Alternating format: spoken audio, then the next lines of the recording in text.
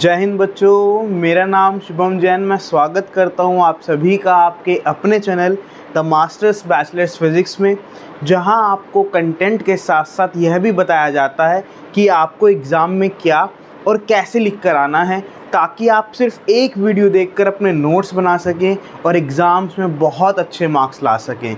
तो आइए उसी कैटेगरी में आगे बढ़ते हुए आज हम करने वाले हैं केमिकल प्रॉपर्टीज़ मेटल्स की एंड नॉन मेटल्स की, यानी कि मेटल और नॉन मेटल दोनों की केमिकल प्रॉपर्टी को कंपाइल करके हम आज इस लेक्चर में कंप्लीट करने वाले हैं, ताकि हमें इजीली बहुत अच्छे तरीके से ये टॉपिक क्लियर हो सके। तो आइए देखते हैं।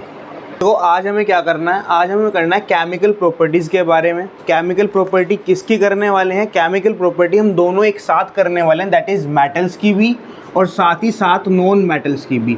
यानी कि मेटल और नॉन मेटल की कुछ केमिकल प्रॉपर्टीज़ हैं जिनको हम कंपेयर करके पढ़ने वाले हैं, और कंपेयर करके हम इसको बहुत ही ईजी तरीके से कंप्लीट कर सकते हैं और आसानी से याद भी रख सकते हैं। ठीक है ना? तो हमें क्या करना है, सबसे पहली आपको प्रॉपर्टी मेटल्स की ये याद रखनी है कि जब भी कोई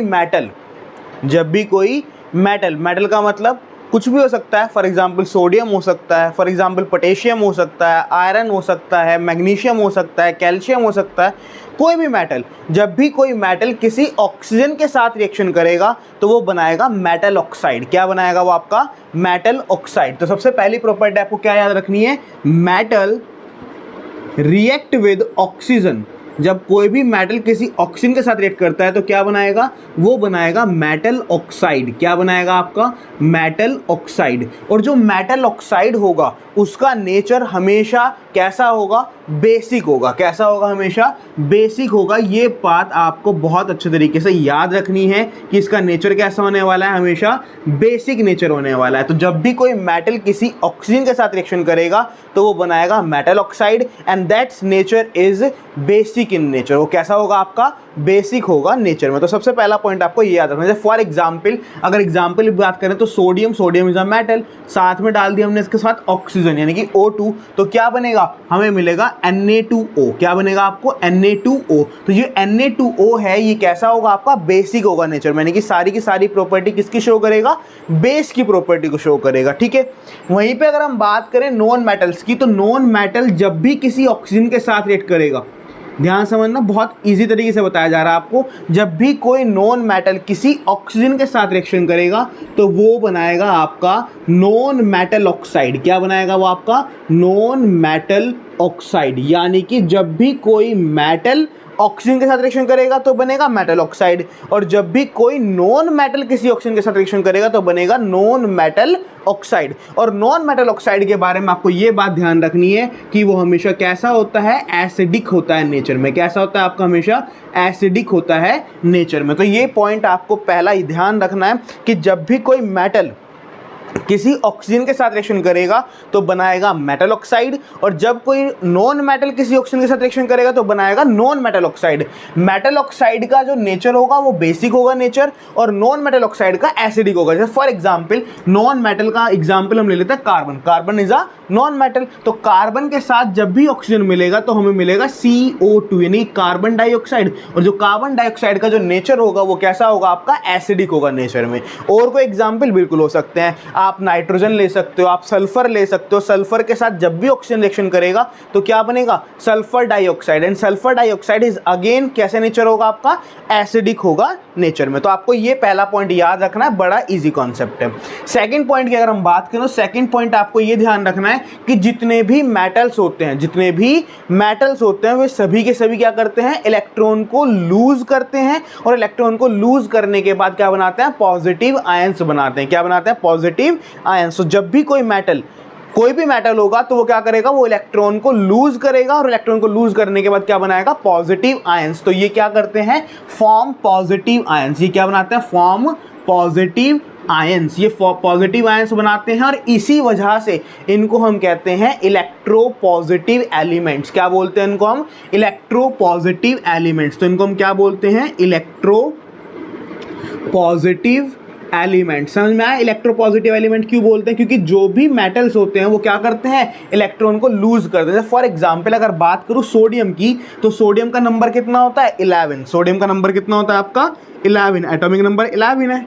इलेक्ट्रॉनिक कॉन्फ़िगरेशन की बात करें तो 281, तो ये जो 1 इलेक्ट्रॉन है ये क्या करेगा, ये डोनेट करेगा या फिर कह सकते हैं लूज करेगा, और जब ये इलेक्ट्रॉन को लूज करेगा तो ये बनाएगा आपका पॉजिटिव आयंस। तो क्या होगा, सोडियम क्या करने वाला है, सोडियम एक इलेक्ट्रॉन को देने वाला है, और जब इलेक्ट्रॉन को दे देगा तो बन जाएगा Na पॉजिटिव। क्या बन जाएगा, Na पॉजिटिव। तो ये कैसा है आपका, ये है आपका एक पॉजिटिव एलिमेंट, ठीक है ना। ऐसे वहीं पर अगर हम बात करें नॉन मेटल्स के, जितने भी नॉन मेटल्स होते हैं वो सभी इलेक्ट्रॉन को गेन करते हैं। क्या करते हैं, सभी इलेक्ट्रॉन्स को गेन करते हैं, क्योंकि उनके अंदर इतनी कैपेबिलिटी नहीं होती कि वो इलेक्ट्रॉन्स को डोनेट कर सकें, ठीक है ना। जबरदस्ती तो हम निकलवा सकते हैं उसमें, उसको बोलते हैं आयनाइजेशन प्रोसेस, बट अभी फिलहाल हमें उसको ध्यान नहीं रखना।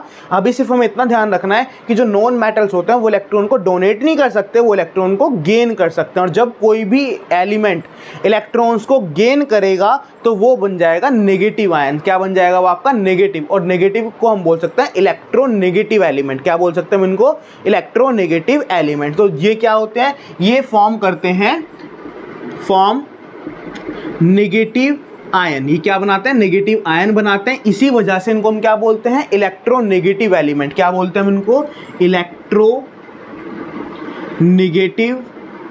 एलिमेंट। क्या बोलते हैं हम इनको, इलेक्ट्रोनेगेटिव एलिमेंट। जैसे कि फॉर एग्जांपल कह सकते हैं आप ऑक्सीजन।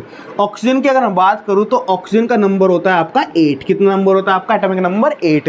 अगर इसकी इलेक्ट्रॉनिक कॉन्फ़िगरेशन की बात करें तो ये हो जाता है 2 और 6। तो यानी कि इसको कितने इलेक्ट्रॉन की कमी है, 2 इलेक्ट्रॉन्स की कमी, क्योंकि मैंने आपको बताया था कि आउटर मोस्ट शेल में कितने इलेक्ट्रॉन होने चाहिए, उसके 8 इलेक्ट्रॉन्स होने चाहिए। तो 8 इलेक्ट्रॉन्स को करने के लिए 2 की कमी है, तो ये क्या करेगा, ये किसी से 2 इलेक्ट्रॉन उधार लेगा, और जब ये इलेक्ट्रॉन उधार लेगा तो ये बन जाएगा O2 नेगेटिव। क्या बन जाएगा, ये आपका O2 नेगेटिव। O2 नेगेटिव का मतलब इसके पास 2 क्या है, इलेक्ट्रॉन्स आए हुए हैं। तो ये कैसा एलिमेंट है आपका, इलेक्ट्रोनेगेटिव एलिमेंट है। ध्यान रहेगा, तो 2 प्रॉपर्टी आपको ये ध्यान रखनी है। अगर हम थर्ड प्रॉपर्टी की बात करें, भी हमारे मेटल्स होंगे ये सारे के सारे एक बहुत अच्छे रिड्यूसिंग एजेंट की तरह काम करेंगे। रिड्यूसिंग एजेंट का मतलब क्या होता है, रिड्यूसिंग एजेंट का मतलब ये होता है कि जब भी हम किसी मेटल को किसी भी रिएक्शन में हम यूज़ कराएंगे तो ये दूसरे को क्या कर सकते हैं, रिड्यूस कर सकते हैं, क्योंकि ये क्या करेंगे, ये खुद ऑक्सीजन को गेन कर लेंगे तो ये दूसरे को क्या करा देंगे, रिड्यूस करा देंगे। तो ये क्या है, ये बहुत अच्छे रिड्यूसिंग एजेंट है। तो ये क्या है, गुड रिड्यूसिंग एजेंट। ये कैसे हैं आपके, गुड रिड्यूसिंग एजेंट। तो ये बहुत अच्छे रिड्यूसिंग एजेंट हैं। वहीं पे अगर नॉन मेटल्स की बात करें तो नॉन मेटल्स क्या हैं आपके, गुड ऑक्सीडाइजिंग एजेंट। ये कैसे हैं आपके, गुड ऑक्सीडाइजिंग एजेंट। ये बहुत अच्छे ऑक्सीडाइजिंग एजेंट है, ठीक है। तो जो मेटल्स होते हैं वो रिड्यूसिंग एजेंट होते हैं, और जो नॉन मेटल्स होते हैं वो ऑक्सीडाइजिंग एजेंट होते हैं। तो आपको ये ध्यान रखना है, ऑक्सीडाइजिंग और रिड्यूसिंग का मतलब पता है ना। ऑक्सीडाइजिंग एजेंट का मतलब होता है जो दूसरे को ऑक्सीडाइज कर सकते हैं, यानी कि दूसरे को ऑक्सीजन दिलवा सकते हैं, दे सकते हैं, ठीक है ना। और रिड्यूसिंग एजेंट कौन होता है, रिड्यूसिंग एजेंट वो होते हैं जो दूसरे से ऑक्सीजन निकलवा सकते हैं, यानी कि उससे ऑक्सीजन को हटा देंगे। तो जो मेटल्स होते हैं वो रिड्यूसिंग एजेंट होते हैं, और जो नॉन मेटल्स होते हैं वो ऑक्सीडाइजिंग एजेंट होते हैं, ठीक है। तो थर्ड प्रॉपर्टी आपको ये याद रखनी है। फोर्थ प्रॉपर्टी की अगर बात करें तो फोर्थ प्रॉपर्टी आपकी है इसके अंदर कि जब भी हमारा कोई भी मेटल होगा वो क्या कर सकता है, कोई भी मेटल आपका पानी के साथ रिएक्शन करा सकता है। अब होता क्या है, कुछ मेटल्स तो ऐसे होते हैं जो ठंडे पानी के साथ भी रिएक्शन कर लेते हैं, कुछ मेटल्स ऐसे होते हैं जो गर्म पानी के साथ रिएक्शन करते हैं, कुछ मेटल्स ऐसे होते हैं जो स्टीम यानी कि पानी की भाप के साथ रिएक्शन करते हैं, और कुछ ऐसे होते हैं जो पानी के साथ रिएक्शन नहीं भी करते। तो ये होता क्या है कि जो मेटल्स होते हैं वो क्या काम करते हैं, वो पानी के साथ रिएक्शन कर सकते हैं और नहीं भी कर सकते। कुछ पानी के साथ करते हैं, कुछ स्टीम के साथ करते हैं। तो आपको ये ध्यान रखना है कि जो मेटल्स होते हैं वो क्या करते हैं, वो पानी के साथ रिएक्ट करते हैं और क्या बनाते हैं, जब भी कोई पानी के साथ मेटल, वाटर में कुछ भी हो सकता है, ध्यान रखना मैं यहाँ पे सिंपल वाटर लिख रहा हूँ, इसका मतलब ये नहीं है कि सिर्फ पानी होगा, इसका मतलब आपका कोल्ड वाटर भी हो सकता है, इसका मतलब यहाँ पे हॉट वाटर भी हो सकता है, इसका मतलब यहाँ पे स्टीम यानी कि भाप भी हो सकती है। तो पानी का मतलब सिंपल यहाँ पे ये है। तो जब भी कोई मेटल किसी पानी के साथ रिएक्शन करता है तो वो बनाएगा या तो मेटल का ऑक्साइड, यानी कि या तो वो बना देगा ऑक्साइड, क्या बनाएगा, या तो वो ऑक्साइड बना देगा, जैसे कि sodium oxide, calcium oxide, magnesium oxide, या फिर वो बना सकता है आपका हाइड्रोक्साइड्स। क्या बना सकता है वो आपका, हाइड्रोक्साइड, जैसे कि सोडियम हाइड्रोक्साइड, पोटेशियम हाइड्रोक्साइड, वो इस तरह से बना सकता है। तो ध्यान रखना है, जब भी कोई मेटल पानी के साथ रिएक्शन करता है तो क्या बनाएगा, वो ऑक्साइड बना सकता है या फिर वो आपका मेटल हाइड्रो ऑक्साइड भी बना सकता है। क्या बना सकता है, मेटल हाइड्रो ऑक्साइड बना सकता है। ठीक है, तो ये बात आपको ध्यान रखनी है कि जब भी कोई मेटल किसी वाटर के साथ रिएक्शन करता है तो क्या बनाएगा, ऑक्साइड बना सकता है या फिर मेटल हाइड्रो ऑक्साइड बना सकता है। ठीक है, तो ये पॉइंट आपको यहाँ पे ध्यान रखना है। और जब जब वो मेटल हाइड्रो ऑक्साइड बनाएगा तो साथ ही साथ उसके निकल जाएगी हाइड्रोजन गैस। ठीक है, तो फिर दोबारा एक बार सुन लो, क्या कि जब भी कोई मेटल किसी वाटर के साथ रिएक्शन करेगा तो वो बनाएगा मेटल ऑक्साइड, यानी कि वो क्या बना सकता है, उसके ऑक्साइड्स बना सकता है या फिर बनाएगा मेटल हाइड्रो ऑक्साइड। और जब मेटल हाइड्रो ऑक्साइड बनाएगा तो बनेगा उसके साथ साथ हाइड्रोजन भी। ठीक है, तो ये प्रॉपर्टी आपको ध्यान रखनी है। अगर फॉर एग्जाम्पल की हम बात करें तो एग्जाम्पल क्या होंगे इसके, फॉर एग्जाम्पल जैसे अगर मैं बात करूँ सोडियम की, सोडियम हुआ, पोटेशियम हुआ, ये बहुत ज़्यादा रिएक्टिव होते हैं। और सोडियम और पोटेशियम बहुत ज़्यादा रिएक्टिव होने की वजह से अगर इनको पानी मिल जाए, पानी क्या, इनको अगर ऑक्सीजन का कहीं से भी पार्टिकल एलिमेंट मिल जाए तो ये रिएक्शन कर जाएंगे। तो इनको ठंडे पानी, गर्म पानी, स्टीम, ऐसा कुछ जरूरत, इनको सिर्फ पानी दे दो सिंपल। तो क्या होगा, जब भी सोडियम यानी कि सोडियम हो या पोटेशियम हो, जब भी इनको वाटर का मॉलिक्यूल मिलेगा, H2O मिलेगा, तो ये क्या करेंगे, ये तुरंत विग्रेसली क्या कर जाएंगे, रिएक्ट कर जाएंगे। और विग्रेसली रिएक्ट करते साथ ही सबसे पहले क्या बना देंगे, ये बना देंगे सोडियम हाइड्रो ऑक्साइड और साथ में निकल जाएगी हाइड्रोजन गैस। मैंने अभी आपको बताया ना, तो क्या बन सकता है, या तो मेटल ऑक्साइड बनेगा या मेटल हाइड्रो ऑक्साइड के साथ हाइड्रोजन गैस निकल जाएगी। तो यहाँ पे क्या बना, जब भी मेटल ने यानी कि सोडियम ने वाटर के साथ रिएक्शन करा तो क्या बना, NaOH यानी कि सोडियम हाइड्रो ऑक्साइड बना और साथ में हाइड्रोजन गैस निकल गई। ठीक है ना। अभी मैंने आपको बताया था कि कुछ ऐसे होते हैं जो हॉट वाटर के साथ रिएक्शन करते हैं। फॉर एग्जाम्पल अगर मैं बात करूं मैग्नीशियम की, मैग्नीशियम क्या है, magnesium is again a metal, magnesium भी मेटल है, 12 नंबर इसका होता है, एटॉमिक नंबर कितना होता है इसका, 12 होता है। तो जब हम मैग्नीशियम को रिएक्ट करवाएंगे वाटर के साथ तो ध्यान रखना यहाँ पे जो पानी लिया जाएगा वो हॉट वाटर लिया जाएगा। कैसा पानी लिया जाएगा, आपका हॉट वाटर, क्योंकि कोल्ड वाटर के साथ जो इसका रिएक्शन होगा वो बहुत ही ज्यादा स्लोली होगा। तो हम क्या करेंगे, इसके रेट को फास्ट करवाने के लिए हम इसको हॉट वाटर दे देंगे। जब जब टेम्परेचर बढ़ता है तो उसकी रिएक्टिविटी यानी कि उसके रिएक्शन करने का रेट क्या होता है, इंक्रीज होता है। तो इसलिए हम यहाँ पे क्या दे देंगे, इसको हॉट वाटर दे देंगे। और जब ये हॉट वाटर के साथ रिएक्शन करेगा तो ये बनाएगा आपका मैग्नीशियम हाइड्रोक्साइड यानी कि MgOH का होल ट्वाइस और साथ में निकल जाएगी हाइड्रोजन गैस। तो ध्यान रखना है आपको कि magnesium react with hot water to form a magnesium hydroxide along with a hydrogen gas. ठीक है। दूसरा अगर हम बात करें, मैंने अभी आपको बताया था कुछ ऐसे भी होते हैं जो स्टीम यानी कि भाप के साथ रिएक्शन करते हैं। तो वहीं पे अगर मैं एग्जांपल ले लूं यहाँ पर एल्यूमिनियम का, क्या है आपका एल्यूमिनियम, क्या एल्यूमिनियम एक मेटल है, बिल्कुल एल्यूमिनियम भी एक मेटल ही है। तो जब मेटल इस एल्यूमिनियम को रिएक्शन करवाएंगे वाटर के साथ तो ना तो ये ठंडे पानी के साथ रिएक्शन करेगा ना ये हॉट वाटर के साथ रिएक्शन करेगा, और अगर रिएक्शन करेगा भी तो बहुत स्लोली करेगा। तो हमें क्या कराना है, अगर हमें रिएक्शन को फास्ट कराना है तो हमें लेना पड़ेगा इसका स्टीम। क्या लेना पड़ेगा, हमें इसका स्टीम लेना पड़ेगा, यानी कि इसकी हमें भाप लेनी पड़ेगी, पानी की भाप लेनी पड़ेगी। और जब आप एल्यूमिनियम पानी की भाप के साथ रिएक्शन करेगा तो बनेगा ये आपका एल्यूमिनियम ऑक्साइड यानी कि Al2O3। ये क्या बनेगा, आपका एल्यूमिनियम ऑक्साइड बन जाएगा। ठीक है ना। साथ में निकल जाएगी इसकी हाइड्रोजन गैस। ठीक है। तो ध्यान रखना है आपको, एल्यूमिनियम जब भी स्टीम के साथ रिएक्शन करेगा तो क्या बनाएगा, एल्यूमिनियम ऑक्साइड और साथ में निकल जाएगी आपकी हाइड्रोजन गैस। तो ये चीज आपको ध्यान रखनी है कि जब भी मेटल किसी वाटर के साथ रिएक्शन करता है तो क्या बनाता है, या तो ऑक्साइड्स बनाएगा या फिर मेटल हाइड्रो ऑक्साइड्स बनाएगा along with the hydrogen gas. ठीक है। वहीं पे अगर हम बात करें नॉन मेटल्स की, तो देखो नॉन मेटल्स में क्या होता है। अगर हम नॉन मेटल्स की बात करें तो जनरली जो नॉन मेटल्स होते हैं वो पानी के साथ रिएक्शन नहीं करते। पानी के साथ क्या होता है, वो रिएक्शन नहीं करते। लेकिन हाँ, अगर आपने कोई भी नॉन मेटल ऑक्साइड लिया, नॉन मेटल ऑक्साइड का मतलब अगर हम यहाँ पे नॉन मेटल्स लें और नॉन मेटल्स को पानी के साथ रिएक्शन कराएं तो वो रिएक्शन में नहीं आएगा। तो हम क्या करेंगे, हम पहले नॉन मेटल को उसकी ऑक्साइड की फॉर्म में कन्वर्ट करेंगे, यानी कि पहले हम नॉन मेटल के साथ ऑक्सीजन मिलाएंगे तो क्या बन जाएगा, नॉन मेटल ऑक्साइड बन जाएगा। और फिर पानी के साथ रिएक्शन कराएंगे तो वो क्या बना देगा, वो बना देगा एसिड। क्यों, क्योंकि अभी मैंने आपको बताया था कि जो नॉन मेटल ऑक्साइड होते हैं वो कैसे होते हैं, एसिडिक होते हैं नेचर में। तो ये क्या काम करेगा, जब भी नॉन मेटल ऑक्साइड, क्या लिख देंगे यहाँ पे, जब भी हमारा क्या होगा, नॉन मेटल ऑक्साइड रिएक्शन करेगा किसके साथ, विद वाटर। क्या करेगा, रिएक्शन विद वाटर। तो ये क्या बनाएगा, ये बनाएगा आपका एक एसिडिक, क्या बनाएगा आपका एसिडिक सॉल्यूशन बना देगा। क्या बना देगा, ये आपका एक एसिडिक सॉल्यूशन बना देगा। तो ये आपको ध्यान रखना है कि जब भी हमारा नॉन मेटल्स रिएक्ट करेगा विद वाटर तो ये क्या बनाने वाला है आपका, ये बनाने वाला है एक एसिड। क्या बनाएगा, ये आपका एक एसिड बना देगा, ठीक है ना। जैसे फॉर एग्जांपल अगर हम बात करें CO2, क्या CO2 एक नॉन मेटल ऑक्साइड है, बिल्कुल, क्योंकि इसके अंदर नॉन मेटल भी है और ऑक्सीजन भी है। और जब हम इसको पानी के साथ रिएक्शन करवाएंगे यानी कि H2O के साथ रिएक्शन कराएंगे तो ये बनाएगा H2CO3। क्या बनाएगा, ये H2CO3। और इसको बोलते हैं हम कार्बोनिक एसिड। क्या होता है ये आपका कार्बोनिक एसिड। तो ये आपको ध्यान रखना है, जो रिएक्शन मैं लिख रहा हूँ ये आपको ध्यान में ही रखनी है, ठीक है, क्योंकि इनसे काफ़ी हद तक आपके एनसीईआरटी क्वेश्चन भी सॉर्ट आउट हो जाएंगे, ठीक है।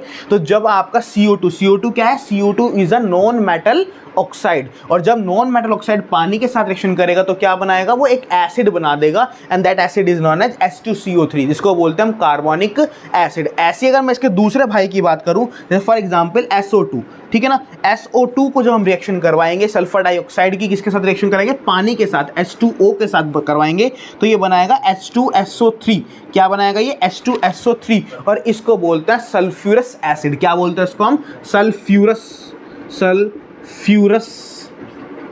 एसिड। ये क्या है आपका, सल्फ्यूरस एसिड, ठीक है ना। तो जब भी सल्फर डाइऑक्साइड क्या करेगा, रिएक्शन करेगा विद वाटर तो क्या बनाएगा, सल्फ्यूरस एसिड। और जब हम सल्फर ट्राइऑक्साइड का मतलब SO3 की रिएक्शन करवाएंगे किसके साथ, वाटर के साथ, तो ये बनाएगा आपका H2SO4 यानी कि सल्फ्यूरिक एसिड। ये ध्यान रखना है आपको, ठीक है ना, सल्फ्यूरिक एसिड। तो क्या मतलब हुआ, मतलब फिर दोबारा सुन लो, जब भी कोई non metal oxide, non metal oxide किसके साथ रिएक्शन करेगा, वाटर के साथ, तो क्या बनाएगा, वो बनाएगा एक एसिड। क्या बनाएगा, एसिड। ऐसा क्यों हुआ कि नॉन मेटल ऑक्साइड कैसे नेचर का होता है, एसिडिक नेचर का होता है। तो पानी में घोलने के बाद भी क्या बनेगा, एसिड ही बनेगा, ठीक है। जैसे कि फॉर एग्जांपल कार्बन डाइऑक्साइड है, कार्बन डाइऑक्साइड को जब पानी के साथ रिएक्शन कराएंगे तो क्या बनेगा, कार्बोनिक एसिड यानी कि H2CO3 बनेगा। ऐसे जब सल्फर डाइऑक्साइड को पानी के साथ रिएक्शन कराएंगे तो बनेगा H2SO3 का मतलब सल्फ्यूरस एसिड बनेगा। और जब SO3 यानी कि सल्फर ट्राइऑक्साइड, क्या है ये आपका, सल्फर ट्राई यानी कि 3 ऑक्सीजन होगा ना, तो इसके अंदर सल्फर ट्राइऑक्साइड जब रिएक्शन करेगा इसके साथ पानी के साथ तो बनाएगा सल्फ्यूरिक एसिड यानी कि H2SO4, ठीक है। तो ये चीज़ आपको ध्यान रखनी है कि जब मेटल्स रिएक्शन करेंगे तो क्या होगा और जब नॉन मेटल्स रिएक्शन करेंगे पानी के साथ तो क्या होगा, याद रहेगा इसका। एक बात आपको यहाँ पे ध्यान रखनी है, क्या, जैसे फॉर एग्जांपल अभी मैंने आपको बताया metal react with water to form oxides और मेटल हाइड्रोक्साइड्स।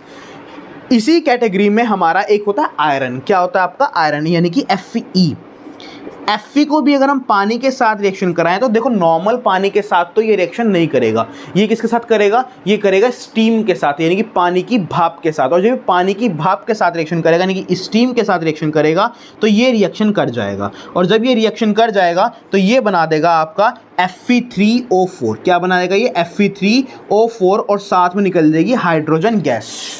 शॉर्ट में हम ये कह सकते हैं कि जो आयरन होगा वो क्या करेगा, वो स्टीम के साथ रिएक्शन करेगा।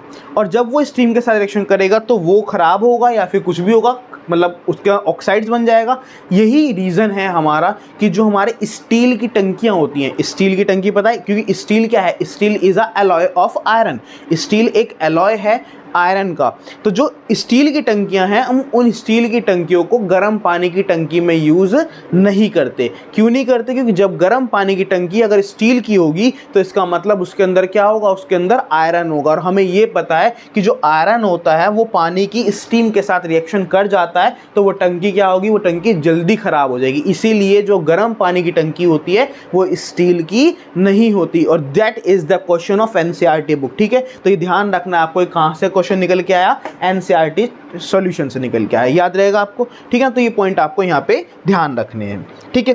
नेक्स्ट अगर हम बात करें, यहीं पर एक पॉइंट मेरे सामने निकल के आता है, क्या कि एक पॉइंट आपको और ध्यान रखना है और वो पॉइंट आप चाहे इसी के अंदर नोट में भी लिख सकते हैं या आप माइंड के अंदर दिमाग में रख भी सकते हैं। क्या कि एक होता है आपका कैल्शियम, क्या होता है आपका एक कैल्शियम, और एक होता है आपका मैग्नीशियम। ये दोनों भी क्या है, ये दोनों भी मेटल ही है। अगर इनको हम पानी के साथ रिएक्शन कराते हैं तो ये पानी की सतह यानी कि पानी की सरफेस के ऊपर क्या करेंगे, फ्लोट करेंगे। क्या करेंगे, फ्लोट करेंगे, तैरना शुरू हो जाएंगे। जबकि कैल्शियम भी और मैग्नीशियम भी दोनों पानी से कह सकते हैं डेंस हैं, यानी कि पानी से भारी हैं। पानी की डेंसिटी इन दोनों से कम है, उसके बावजूद भी कैल्शियम भी और मैग्नीशियम भी दोनों पानी की सतह के ऊपर तैरना शुरू कर जाएंगे। तो ऐसा क्यों हुआ, इसका भी रीजन आपको ध्यान रखना है कि जो कैल्शियम होता है और जो मैग्नीशियम होता है, जब ये पानी के साथ रिएक्शन करते हैं तो ये बनाएंगे कैल्शियम हाइड्रोक्साइड और मैग्नीशियम हाइड्रोक्साइड। क्योंकि हमने अभी पढ़ा है क्या कि जो मेटल्स होते हैं वो पानी के साथ क्या बनाएंगे, मेटल हाइड्रोक्साइड बनाएंगे। तो जब कैल्शियम रिएक्शन करेगा पानी के साथ और जब मैग्नीशियम रिएक्शन करेगा पानी के साथ, तो ये क्या बनाएंगे, ये बनाएंगे कैल्शियम हाइड्रोक्साइड और मैग्नीशियम हाइड्रोक्साइड। और साथ ही साथ क्या निकलने वाली है, साथ ही साथ निकलने वाली है हाइड्रोजन गैस। आप देख सकते हो हर जगह क्या निकल रही है, हाइड्रोजन गैस। तो होगा क्या, जब वो हाइड्रोजन गैस ऊपर की तरफ निकलेगी तो उसके बबल्स बन जाएंगे। क्या बन जाएंगे, पानी के ऊपर बबल्स बन जाएंगे, बबूले बन जाएंगे। और उन बबूलों के ऊपर, उन बबल्स के ऊपर क्या चिपक जाएगा, ये कैल्शियम और मैग्नीशियम सतह पर चिपक जाएगा। जिस वजह से होगा क्या,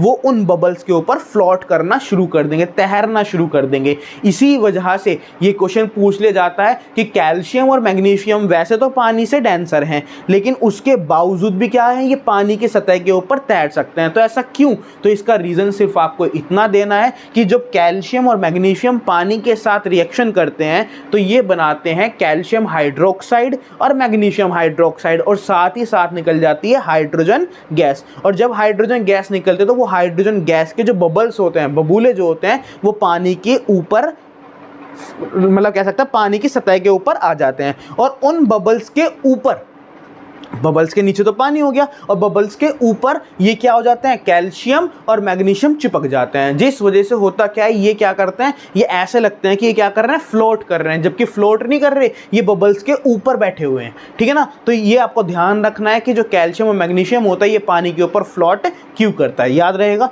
तो ये पॉइंट आपको बिल्कुल कह सकते हैं इंपॉर्टेंट पॉइंट बना के याद रखना है, क्योंकि एनसीईआरटी का भी ये क्वेश्चन है। ठीक है ना, बोर्ड में कई बार पूछा भी गया है। ठीक है, तो ये पॉइंट आपको यहाँ पे ध्यान रखना। ठीक है, तो ये सारे पॉइंट आपके यहाँ पे क्लियर हुए।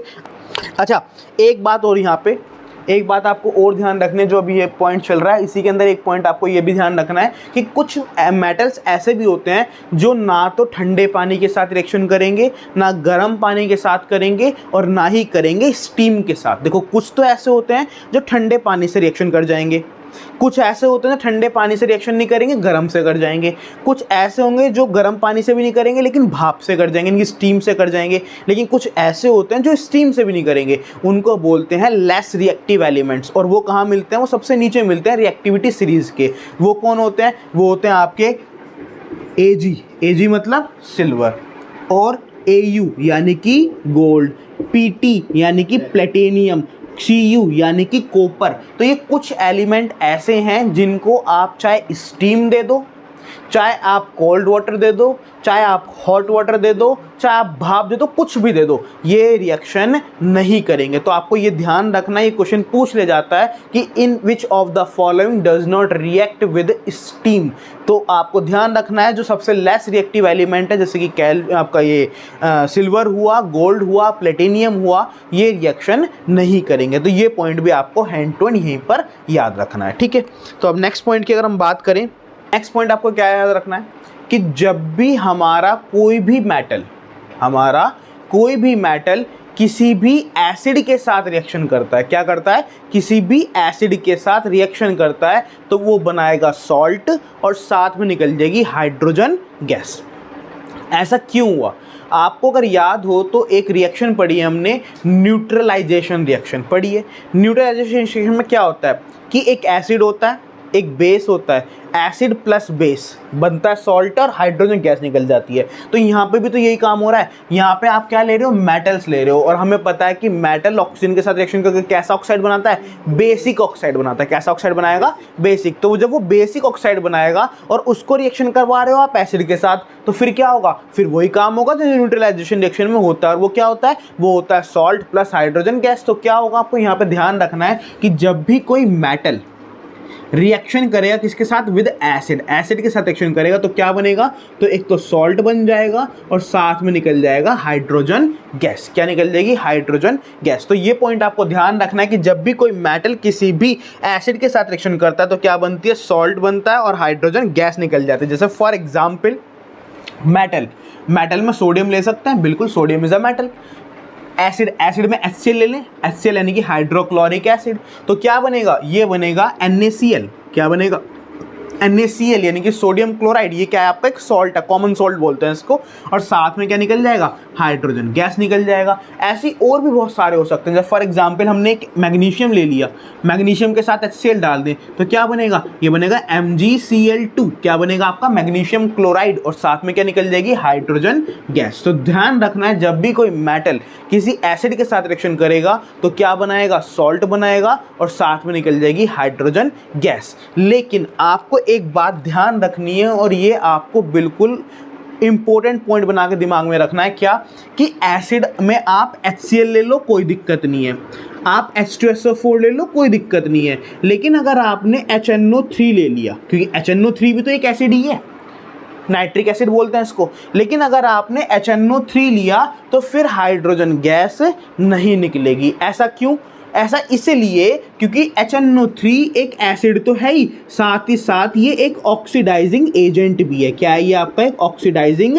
एजेंट भी है। तो होगा क्या, जब आपका मेटल किसी HNO3 के साथ रिएक्शन करेगा तो according to basic hydrogen gas निकलनी चाहिए, तो निकलेगी तो हाइड्रोजन ही। लेकिन ये नाइट्रिक एसिड उसे कहेगा, नुको भाई मैं कैसा हूँ, मैं हूँ ऑक्सीडाइजिंग एजेंट। तो वो कहेगा नुको हाइड्रोजन बाबा एक काम करो, लो ऑक्सीजन ले जाओ मेरे से, क्योंकि मैं क्या करता हूँ, सबको ऑक्सीजन देता हूँ, क्योंकि वो क्या है, खुद में एक ऑक्सीडाइजिंग एजेंट है। तो वो क्या करेगा, वो हाइड्रोजन को एक ऑक्सीजन दे देगा, और जब हाइड्रोजन को एक ऑक्सीजन दे देगा तो वो क्या बन जाएगा, वो बन जाएगा वाटर। क्या बन जाएगा, वाटर। तो ये पॉइंट आपको बिल्कुल टाइट दिमाग में रखना है, क्या कि जब भी कोई मेटल रिएक्शन करेगा किसके साथ, HNO3 के साथ, बस HNO3 को ध्यान रखना है। बाकी एसिड के साथ करेगा तो हाइड्रोजन गैस निकलेगी, लेकिन अगर HNO3 के साथ करेगा, क्योंकि HNO3 भी तो एक एसिड ही है, तो अगर HNO3 के साथ करेगा तो बनेगा सॉल्ट। सॉल्ट तो अब भी बनेगा, लेकिन इस बार हाइड्रोजन गैस ना निकलकर क्या निकल जाएगा, वाटर निकल जाएगा। ऐसा क्यों होगा, क्योंकि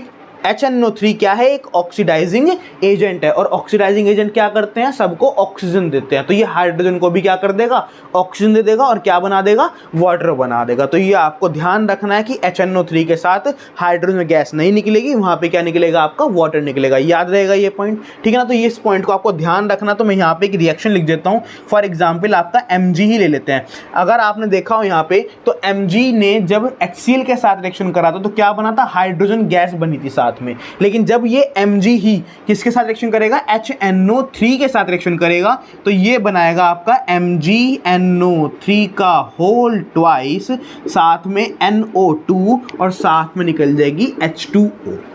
ठीक है, यानी कि जब मैग्नीशियम HNO3 के साथ रिएक्शन करेगा तो मैग्नीशियम नाइट्रेट यानी कि एक सॉल्ट तो बनेगा ही बनेगा, और साथ में क्या बनेगा, हाइड्रोजन की जगह वाटर बनेगा। क्या बनेगा, वाटर बनेगा, और साथ में कोई ना कोई नाइट्रस ऑक्साइड यानी कि नाइट्रोजन का ऑक्साइड भी आपको मिलने ही वाला है साथ में। ठीक है, तो ये पॉइंट आपको ध्यान रखना है कि जब भी कोई मेटल किसके साथ रिएक्शन करेगा, HNO3 यानी कि ऑक्सीडाइजिंग एजेंट जो है उसके साथ रिएक्शन करेगा, एसिड के साथ रिएक्शन करेगा, और एसिड भी कौन सा, HNO3, तो वो क्या बनाएगा, वो वाटर बनाएगा, हाइड्रोजन गैस नहीं बनाएगा। ऐसे मैं इसका एक एग्जांपल और लिख देता हूँ। तो फॉर एग्जांपल यहाँ पे बात करते हैं हम Zn की। Zn क्या है, Zn is again a metal. भाई Zn भी तो एक मेटल, जिंक बोलते हैं इसको। अगर HNO3 के साथ रिएक्शन कराएं तो क्या बनेगा, ये बनेगा ZnNO3 का होल ट्वाइस, साथ में N2O, और साथ में निकल जाएगा वाटर। ठीक है, तो यहाँ पे भी क्या हुआ, यहाँ पे भी हाइड्रोजन गैस ना निकलकर क्या निकली है, वाटर निकला है, क्योंकि यहाँ पे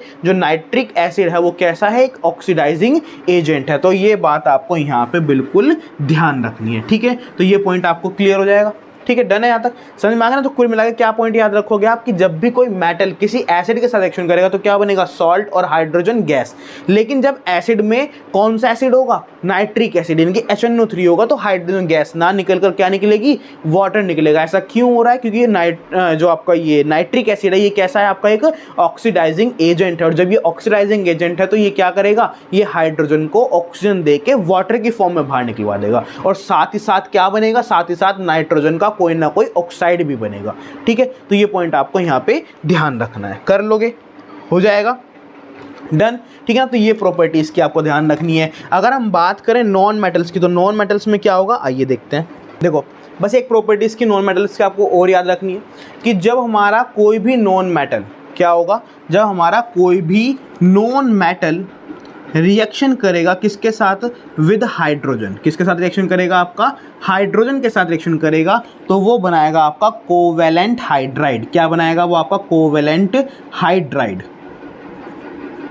ठीक है, तो ध्यान रखना है कि जब भी हमारा कोई भी नॉन मेटल किसके साथ रिएक्शन करने वाला है, हाइड्रोजन के साथ रिएक्शन करेगा, तो वो क्या बनाएगा, कोवेलेंट हाइड्राइड बनाएगा। क्या बनाएगा वो, आपका कोवेलेंट हाइड्राइड। ऐसा क्यों होगा, क्योंकि देखो नॉन मेटल्स क्या होते हैं, जो इलेक्ट्रॉन को डोनेट नहीं करते, और हाइड्रोजन भी अपने इलेक्ट्रॉन को डोनेट नहीं करेगा। क्यों नहीं करेगा, क्योंकि हाइड्रोजन के पास सिर्फ और सिर्फ एक ही इलेक्ट्रॉन होता है, और अगर वो इलेक्ट्रॉन वो ही दे देगा तो फिर तो उसके पास कुछ बचेगा नहीं। तो सिंपल सी बात है, ना तो हाइड्रोजन इलेक्ट्रॉन को डोनेट करने वाला और ना ही नॉन मेटल करते, तो फिर ये क्या करेंगे, ये करेंगे आपस में शेयरिंग। क्या करेंगे, ये आपस में शेयरिंग करेंगे, और जब ये आपस में शेयरिंग करेंगे तो वे बनाएंगे कोवेलेंट हाइड्राइड। क्या बनाएंगे, आपके कोवेलेंट हाइड्राइड, क्योंकि यहाँ पे ना नॉन मेटल डोनेट करेगा और ना करेगा हाइड्रोजन। तो जब दोनों ही डोनेट नहीं कर पाएंगे तो फिर क्या होगा, उनके बीच में शेयरिंग होगी, और जब शेयरिंग होती है तो बनता है कोवेलेंट। तो यहाँ पे क्या बन जाएगा, कोवेलेंट हाइड्राइड बन जाएगा। तो यहाँ पे अगर हम एग्जाम्पल की बात करें, फॉर एग्जाम्पल नॉन मेटल में अगर मैं बात करूँ सल्फर की, तो क्या सल्फर एक नॉन मेटल है, बिल्कुल। साथ में क्या लेना है, साथ में लेनी है हाइड्रोजन, हाइड्रोजन यानी कि H2, तो क्या बनेगा, ये बनेगा आपका H2S। क्या बनेगा, ये आपका H2S, और ये क्या है आपका H2S is a covalent hydride. H2S क्या है, आपका एक कोवेलेंट हाइड्राइड है, और इसके नाम की अगर हम बात करें तो इसका नाम होगा आपका हाइड्रोजन सल्फाइड। क्या होगा, ये आपका हाइड्रोजन सल्फाइड। क्या है आपका, हाइड्रोजन सल्फाइड, याद रहेगा। ठीक है, तो जब भी सल्फर हाइड्रोजन के साथ रिएक्शन करेगा तो क्या बनाएगा, हाइड्रोजन सल्फाइड। और ये क्या है आपका एक, ये आपका एक कोवेलेंट हाइड्राइड है। क्या है, ये आपका एक कोवेलेंट हाइड्राइड है। ऐसे अगर हम बात करें यहाँ पे एक नाइट्रोजन की, क्या नाइट्रोजन एक नॉन मेटल है, बिल्कुल नाइट्रोजन भी एक नॉन मेटल है। और जब इसको हम रिएक्शन कराएंगे किसके साथ, H2 के साथ, तो ये क्या बनाएगा, ये बनाएगा HNH3। क्या बनाएगा, ये आपका NH3। ठीक है ना, तो ये क्या है आपका एक NH3, और ये भी क्या होगा, आपका एक कोवेलेंट हाइड्राइड होगा, याद रहेगा इतना। ठीक है, तो ये पॉइंट आपको ध्यान रखना है कि जब भी नॉन मेटल किसी हाइड्रोजन के साथ रिएक्शन करेगा तो क्या बनाएगा, कोवेलेंट हाइड्राइड बनाएगा। और जैसे कि आपने बनाया इस हाइड्रोजन सल्फाइड या फिर आपका NH3। ठीक है, तो ये कुछ प्रॉपर्टी आपको याद रखनी है। एक प्रॉपर्टी आपको और ध्यान रखनी है कि जो नॉन मेटल्स होते हैं, जो क्या होते हैं, नॉन मेटल्स होते हैं, ना तो वो आपके एसिड के साथ रिएक्शन करेंगे। क्या होगा, ना तो वो किसी एसिड के साथ रिएक्शन करेंगे, कोई रिएक्शन नहीं होगी। ऐसा क्यों, क्योंकि वे खुद में ही एक एसिड है।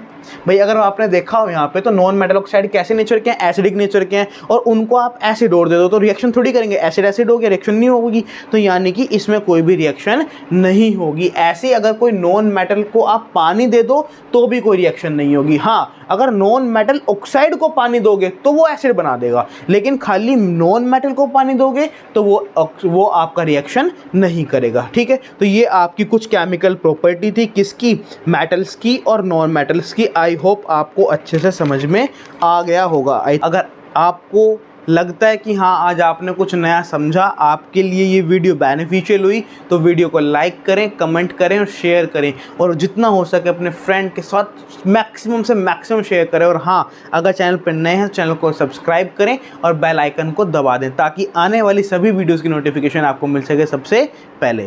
थैंक यू, जय हिंद।